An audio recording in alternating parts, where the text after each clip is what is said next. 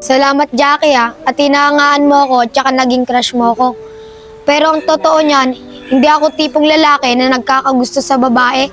Isa rin akong tulad nyo, may pusong babae. Joseph, totoo ba yan? O nagbibiro ka lang? Jackie, mag-usap muna kayo ng mabuti ha. Aalis muna ako.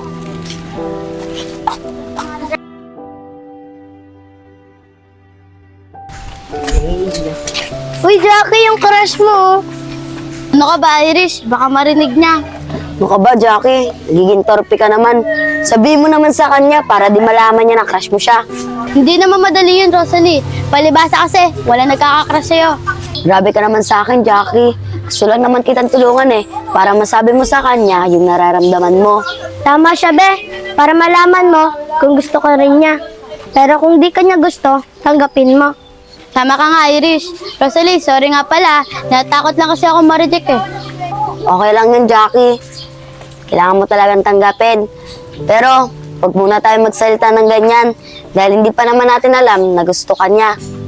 Paano? Tara na, Jackie. Puntahan natin sila para malaman natin. Tara na. JC, si Jackie oh. Oo nga, no? Mukhang sa atin pupunta. Rawi, pwede ba namin itong kausapin yung kaibigan mo? Sino ba, Rosalie? Si JC? Rawi, hindi.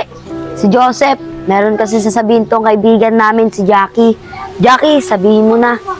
O Joseph, ikaw palang gustong kausapin ni Jackie. Sabihin mo na kung anong gusto mo sabihin. Jackie, kung ano man sasabihin mo, mauna ka na. Joseph, crush kasi kita eh. Salamat, Jackie, at hinahangaan mo ako tsaka naging crush mo ako. Pero ang totoo niyan, hindi ako tipong lalaki na nagkakagusto sa babae. Isa rin akong tulad nyo, may pusong babae. Joseph, totoo ba yan? O nagbibiro ka lang?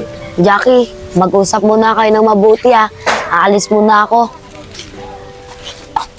Tama siya si Joseph. Hindi siya nagbibiro. May puso siyang babae. Kaya matagal na namin itong kaibigan kahit bakla siya. Tama si Rawi. Tanggap namin siya. Kahit may pusong babae siya. Kaya Jackie, ibaling mo na lang yung feelings mo sa iba. Pwede naman dito sa mga tropa ko. Baka maramdaman din nila yung feelings mo. Hindi na. Okay lang sa akin yan. At least, nalaman ko yung kaanyon mo. Joseph, pwede ba kita maging kaibigan? Kaibigan lang pala Gusto ko nga rin yun Basta, lagi mo akong papagandahin na. Oo naman. Ano, friends? Oo, friends. Paano ba yan? Magkaibigan na kayo. At kaibigan nyo na rin kami. Tara, galit tayo sa wawa. Tara na!